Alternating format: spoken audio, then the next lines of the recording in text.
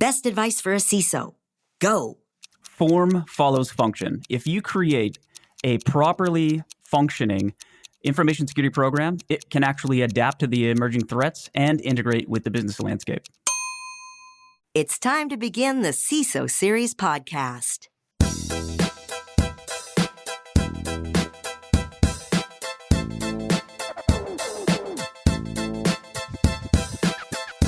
Welcome to the CISO Series podcast. My name is David Spark. I am the producer of the CISO Series, and joining me as my co-host, it's Andy Ellis. He's now the partner for YL Ventures. Andy, say hello to the audience. Good evening, folks, or depending on when you're listening in the world, good morning, good afternoon, or good night. All right. It's interesting you said good evening first because we are in the morning right now, all of us. And why you chose good evening to start with being that that's not the time you are in right now. Because night came before day. When, creation happened, it was evening and then it was morning for each day. So I decided I'd start with evening. All right. I didn't know our show was going to go biblical, but there we go. Now that's what's happening. We're available at CISOseries.com. We have lots of more programs over there, so why not check them out? We have 3 other shows, not just this one. Some of them are even fantastic. All fantastic shows. Our sponsor for today is Bitdefender. Thrilled to have Bitdefender on board, a brand new sponsor with the CISO Series. More about them later in the show. But first, Andy, the day this episode drops is just 2 days before Halloween. And I have moved to the San Diego area. And where I live in San Diego, we kind of all know these neighborhoods. There are these neighborhoods that exist. We are Halloween ground zero. Like, everyone comes to our neighborhood to trick or treat. Like, do you have the person who gives out like the big chocolate bars and the person who gives out like the specialty candy? But you can't survive. Like that. I'm not joking. Literally thousands of people show up in our neighborhood, which normally has nobody in it. And it's all of a sudden thousands show up. It's insane. That's kind of crazy. In fact, when this one drops, I'll have just landed in Tel Aviv. And I'm actually looking forward to spending Halloween in Israel because I hear that it's been crazily adopted inside Israel. So I really want to see what that's like. I have no idea. But this is what drives me crazy. Everyone knows this neighborhood's ground zero.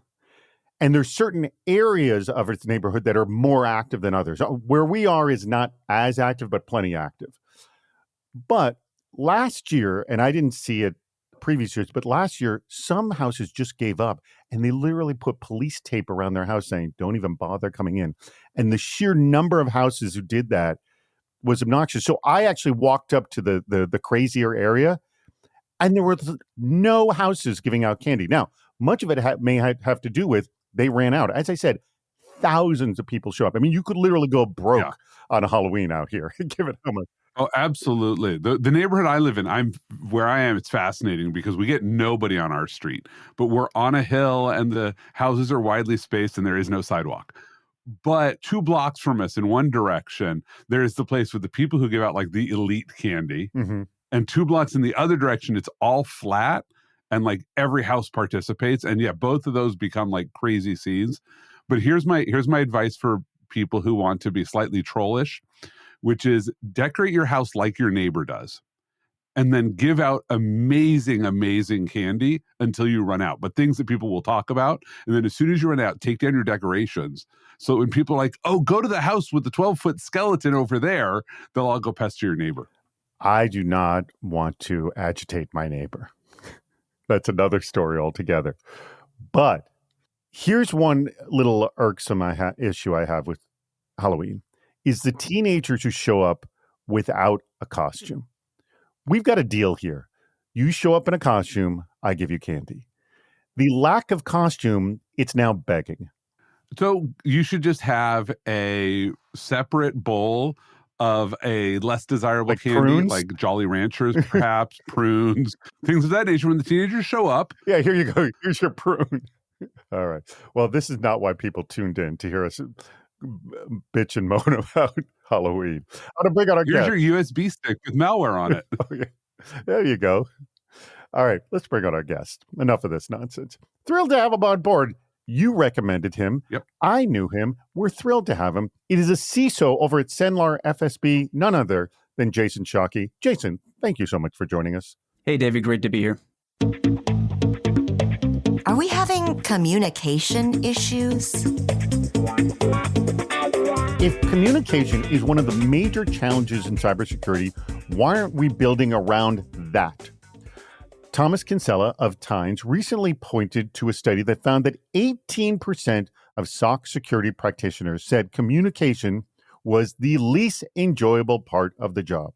Now, that's not a number that needs to be a majority. 1 in 5 hating communications means it's not going to go well for anybody. So we all know if we don't enjoy something, we'll try to avoid it. So I'm going to start with you, Andy. How can we start building communication out from the SOC to make it less painful for all involved? Is this an automation challenge, or do we need to go into deeper organizational structure? So first, we should not overreact on this study. 18% saying it's the least enjoyable part of the job, right? That might just be they really enjoy everything else in their job. And this is the part that they don't love, not that they hate it. So let's not like jump in and overreact. That is a glass half full response for sure. Yeah. And now, if you want the glass half empty response, let's remember that 15% of people will always say something crazy when surveyed. So like, no matter what the opinion is, you can always find 50% of people who will say like, oh no, the world isn't flat. We live inside an inverted bowl, sort of a thing. Oh, okay. I thought flat was crazy enough, but I guess I was wrong. Like, well, you can find even crazier opinions. But let's go tackle this one. I actually do think that communications is a place that most technical functions do not build the organization correctly to communicate. That we're huge fans of hiring technical staff. We do not provide them with communications training. We don't teach them communication skills, and we do not then set them up for communication success. We say, oh, you find a problem, go talk to an engineer. Have we told them how to talk to an engineer? Have we expressed like what success will look like in that conversation? Is the engineer expecting this? Do they have norms around communication? So the easiest way to solve this problem for most organizations is to go invest in communications professionals. Like hire in people to work in your technical organizations that are great at project management and communication.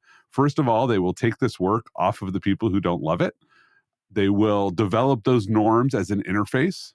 Can you narrow it down to any one example of one communication tweak that could be made? Just name one. The simplest one is build templates and review them and check them. Like say, oh, you're going to have to communicate with an engineer. This is the template of what good communication looks like. You're going to tell them what the problem is. You're going to tell them what you need from them, and you're going to ask them for a follow-up. There you go. That's simple. Like, what do we expect as our communications norms? Your project managers all know how to do this already. So bring one of them in to teach your staff how to do it. All right, Jason, I throw this to you. There was a lot of nodding from you all through that. Where are you on essentially improving the communications in the SOC? Oh, they say that the first mistake in communication is thinking that it occurred. Oh, good point.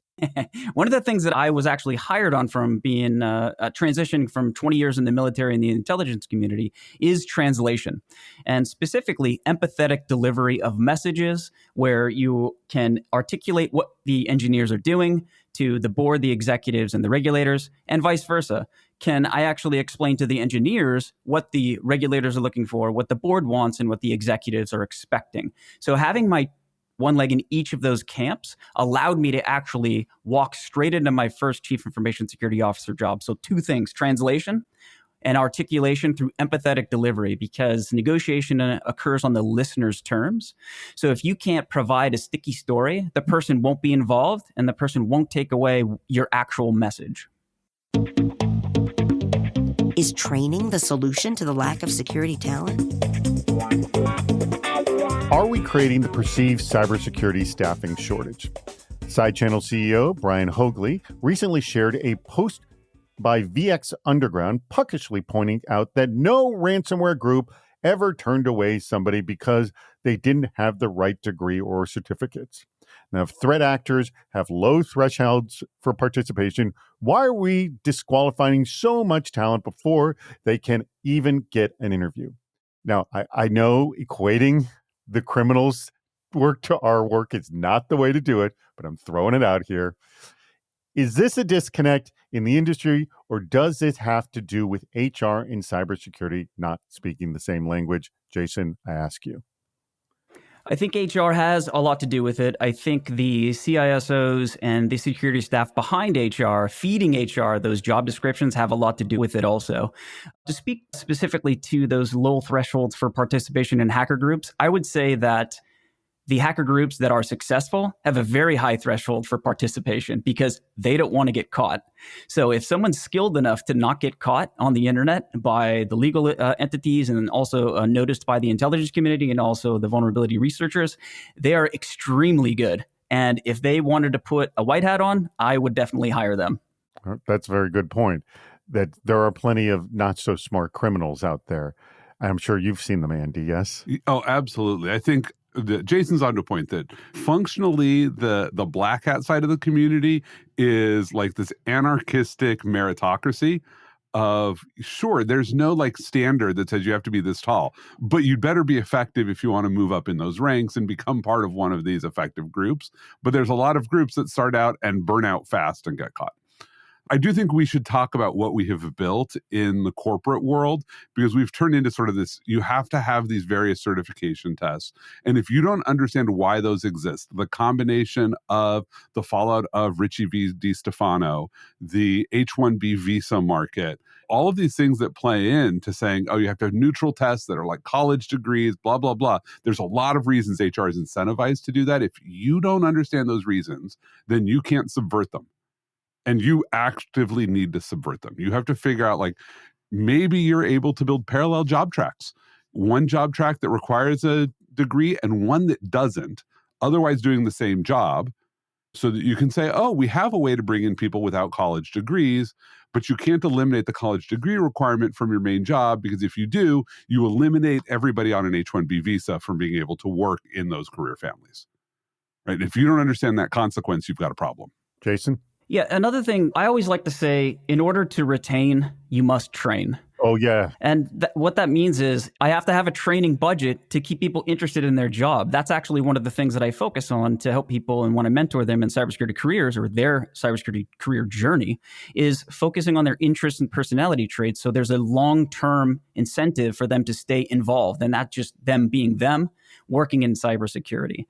There's another piece that Andy touched on, and I think it's creativity. Can you actually orchestrate all of the elements that you have in any of the certifications that you have or any of the skills that you have, even if you don't have certifications, to actually do the job effectively? If you can do the job effectively without complaining and on time, any employer will hire you. There's one other piece that I was looking at is the better that we train people, the more that we can retain them. Here's what else might happen based on the previous topic. The more trained someone is, the more likely they are to communicate what they know in a more effective manner. So there's actually a few things that are wrapped up within training that could benefit not just the person, but also the company and everyone else around them. Yeah. And to follow that up, the most important skill in your managers is right there, training.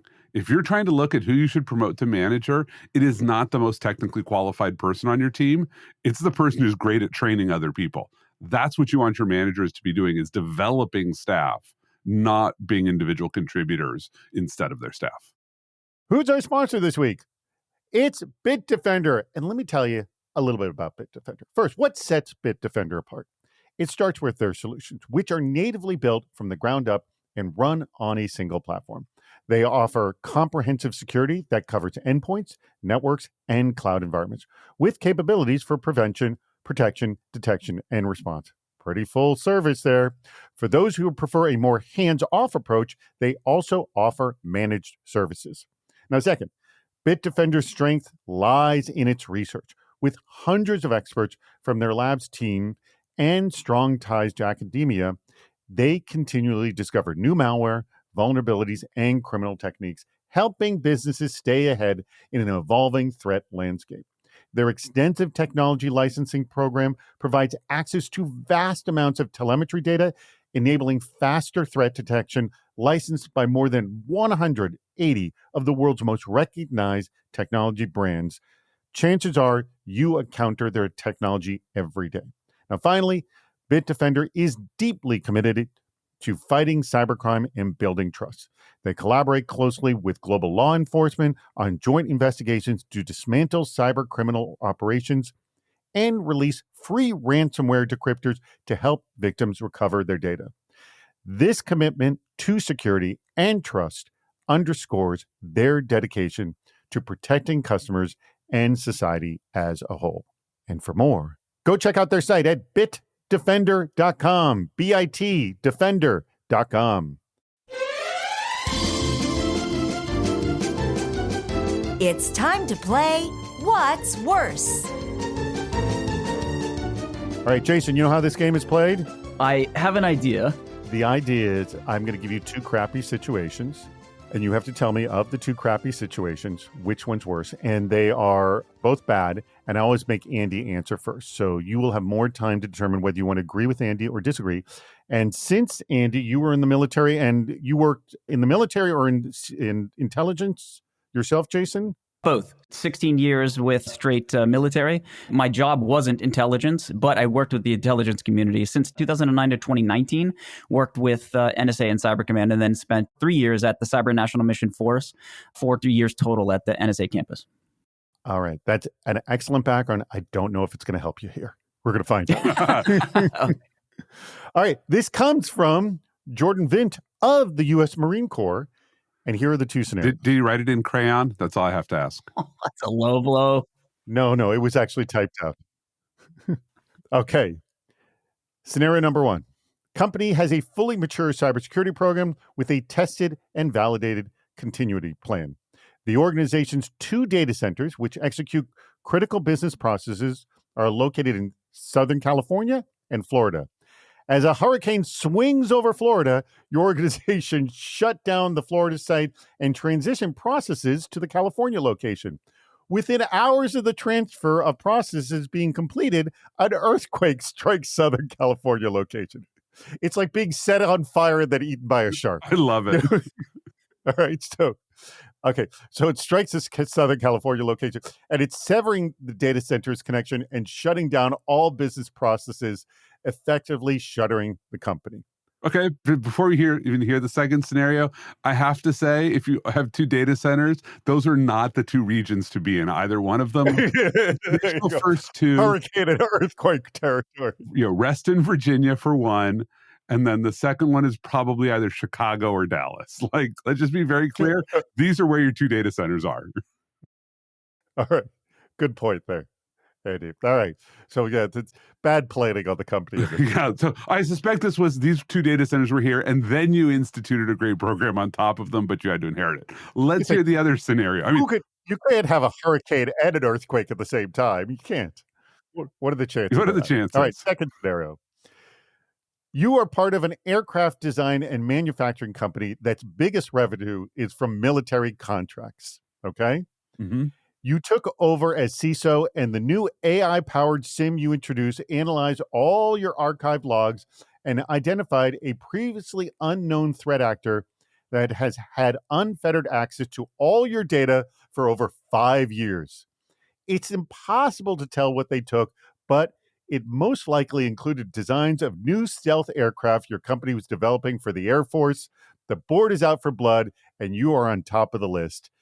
Andy, which one's worse? Am I a new CISO there, or I just brought this in? You took over as CISO. Oh, yes. I'd take the second one in a heartbeat. This is like the first one is way worse. Like, I'm out of business. It's kind of my fault. The company is totally down. Second one, obviously, first thing we have to do is report this national security breach. Like, given that we're working on classified projects, there's actually a way in which you do this. Like, you have to notify your security officer, your FSO, who's going to make sure all the right notifications happen. You say, hey, we've got this breach. You're going to get a lot of help from a lot of people, some of which you don't want, but you're still going to get a lot of help.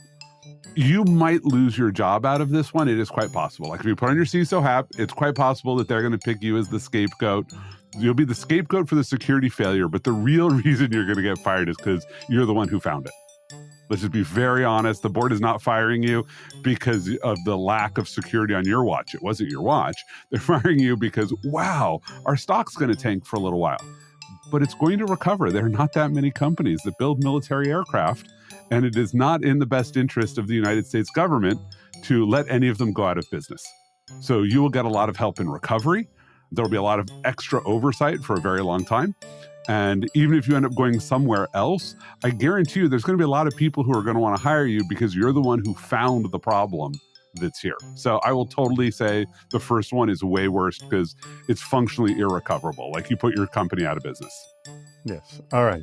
Jason, having been in military, and by the way, I note that Andy was also in the Air Force. I did acquisitions, military acquisitions in the Air Force. I am, on the purchaser side of that problem. Which scenario is worse here? I have to go with scenario 2. Just being in the military and understanding the amount of work it's going to take to recover from something that could have been controlled, where in scenario 1, it's just out of your control. Those two events are completely improbable to happen at the same time, where I think scenario 2 is someone should have known this for the amount of time and the level that the company should be at with that cybersecurity spend, that was preventable. Now, I think one of the worst things companies can do is immediately fire the security staff that is at the existing company that was hacked. Because, I mean, if there's negligence, of course, there's fault. But if there's no negligence and there's proper due diligence and due care, safety and soundness, then you should not fire the security staff or the CISO, because those people will now, they understand the network and they'll be able to put in place the proper defenses where those new emerging threats, however they got in, will be shored up. And they'll be much better off. And there's plenty of examples of that in recent history where the cyber defenses are much more in-depth and better than they were before. I want to ask one thing, though, that Jason, you led off with, the second one you could have predicted. But the first one is totally predictable. If you're going to build data centers, we know the two worst spots to build them in the United States are Florida and Southern California. Like, straight up, that's predictable. This is true. I was thinking the combination of those two happening. The combination of the two is very... Oh, no. Really? I mean, how many hurricanes are there a year? Again, it's like getting set on fire and being eaten by a shark, like I said earlier. Yeah, but when you're in a failed 2 scenario and both of yours are the high probability locations, I'm okay with you picking the second one as being worse, partly because we have that exposure, but this was not predictable. No. Andy doesn't like you disagreeing with him. People who've done data center planning, I can see that. This is not where you do it. I think it's an Air Force to Marine thing. That's what I think. Oh my God. Wait, I'm sorry. Did you not eat your ration of crayons today? Is that the problem? I had double. You double. Oh, so you're feeling your oats. Okay. I don't know. What is the crayon Marines thing?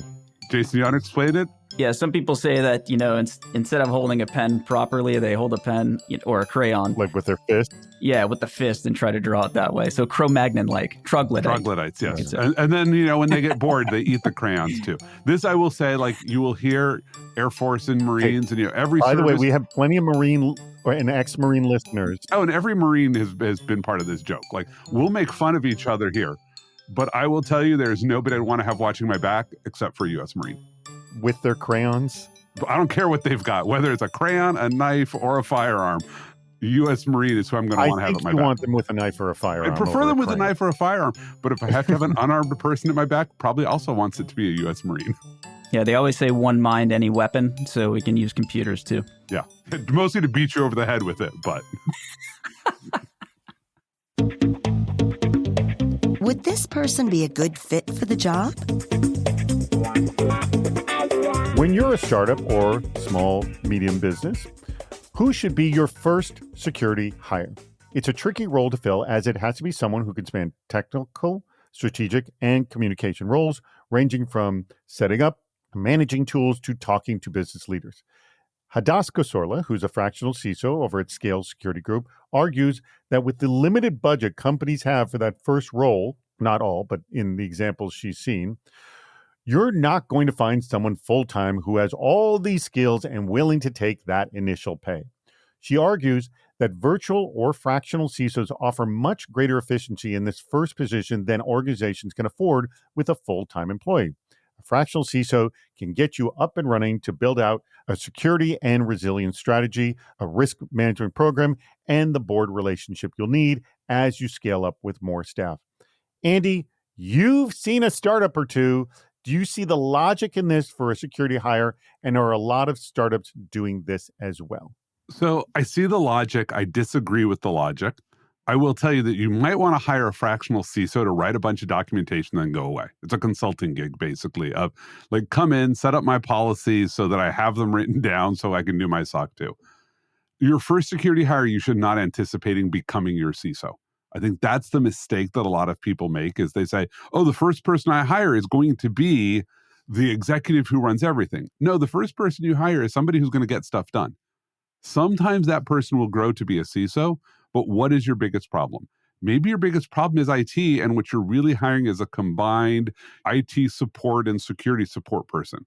Maybe you're doing everything in the cloud and you're hiring somebody to be an SRE for security in the cloud. Like, solve your actual problem that you have with security with a security hire, and just set up policies, like hire somebody to come in and be like, yeah, give me all the right policies so they're at least documented, brief us, and then go away.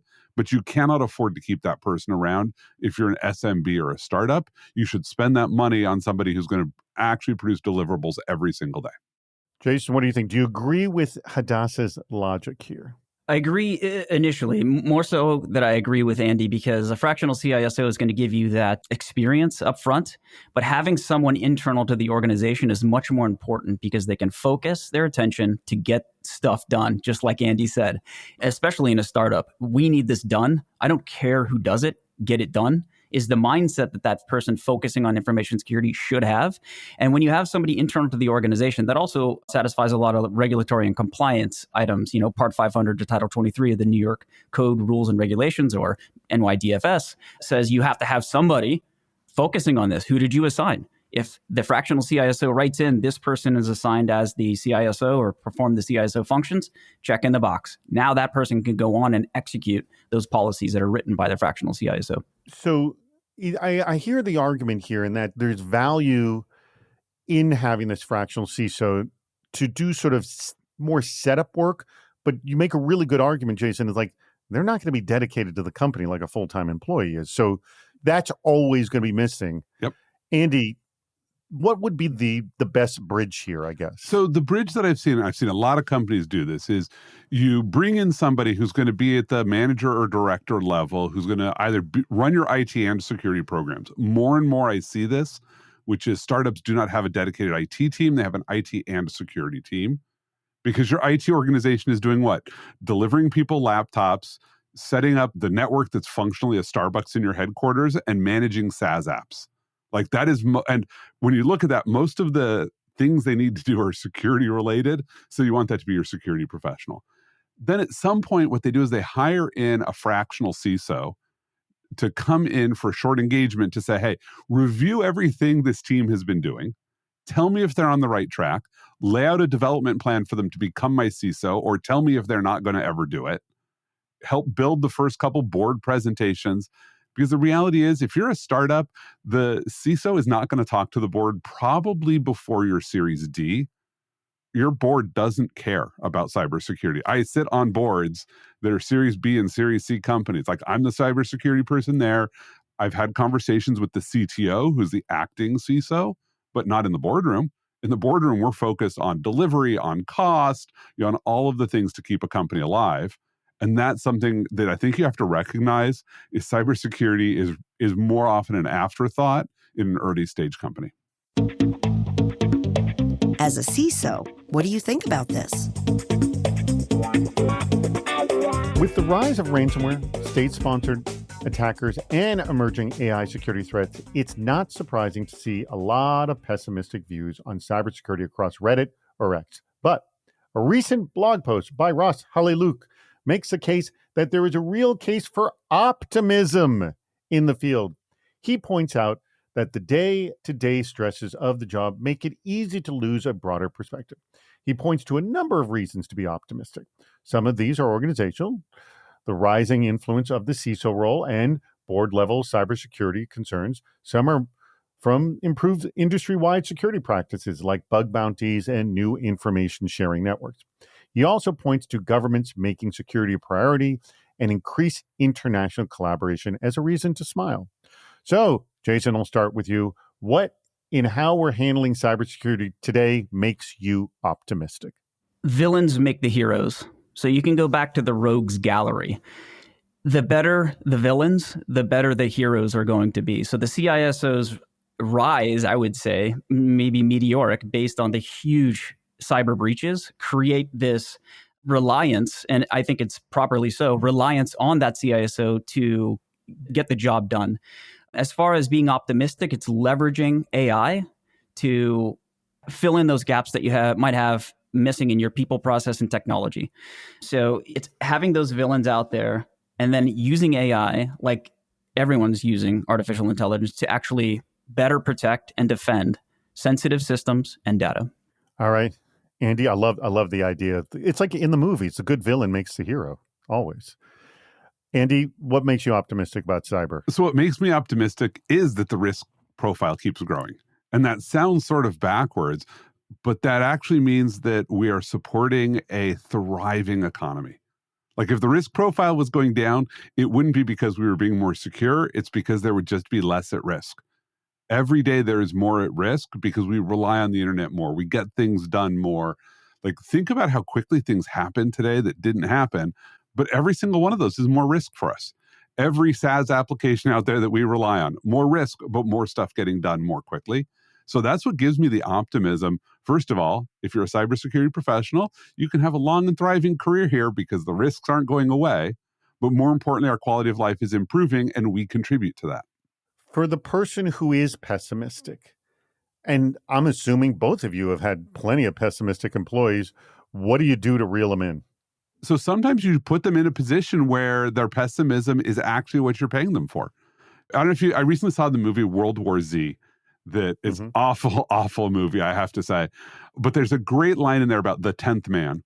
You know, it's when they're in Israel and they're dealing with stuff there and said, the reason we were able to be ready for the zombie apocalypse is because our practice is to always have the 10th man. If 9 people agree on something, the 10th person is required to disagree and required to go figure out if the alternate hypothesis might be true.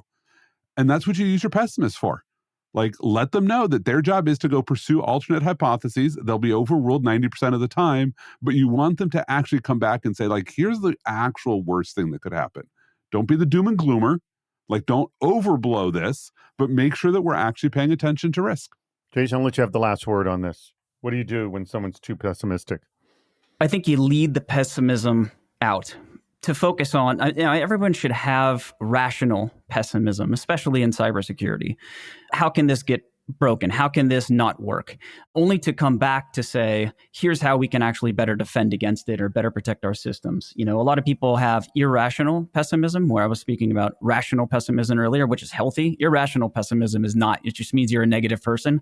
So leading that pessimism out of the organization or out of that person is just that, a leadership 101 type of situation where you sit the person down, explain what's happening, explain the type of person they are. And that's why I said it earlier. I always focus on interest and personality traits. So if someone's extremely pessimist, that's not the person that you want speaking to the board or the regulators. They're on your team, but not the one communicating the message.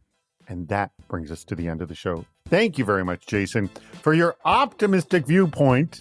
You too, Andy, as well. And your mocking of the Marines as well. That's not me, I also want to point out. No Marine get unhappy with me. No Marine would believe I'm an Air Force veteran if I did not make a joke about the Marine Corps. Is that how it works? It lends to the credibility. Is that it? It's absolutely part of the credibility.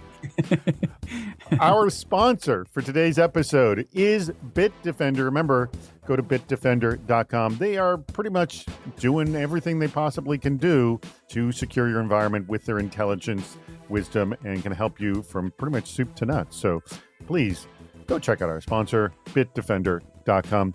Jason, I'm going to let you have the last word. I greatly appreciate your thoughts on this. Any last thoughts on today's conversation? This was a lot of fun. Thank you for having me. One of the things is there's a place for everyone on the cybersecurity team. Even if you can't code, if you can't math, reach out to me on LinkedIn. Happy to help wherever I can. But please find me on LinkedIn so we can connect. I can help you with your cybersecurity career, and happy to talk about cybersecurity at any time. He's a fan. And by the way, we'll make the finding of Jason quite easy because a link to his LinkedIn profile will be available on the blog post for this very episode. Thank you, Andy. Thank you, Jason. Thank you to our audience. We greatly appreciate your contributions and for listening to the CISO Series podcast. That wraps up another episode. If you haven't subscribed to the podcast, please do. We have lots more shows on our website, CISOseries.com. Please join us on Fridays for our live shows, Super Cyber Friday, our virtual meetup, and Cybersecurity Headlines Week in Review. This show thrives on your input. Go to the Participate menu on our site for plenty of ways to get involved, including recording a question or a comment for the show. If you're interested in sponsoring the podcast, contact David Spark directly at david@cisoseries.com. Thank you for listening to the CISO Series podcast.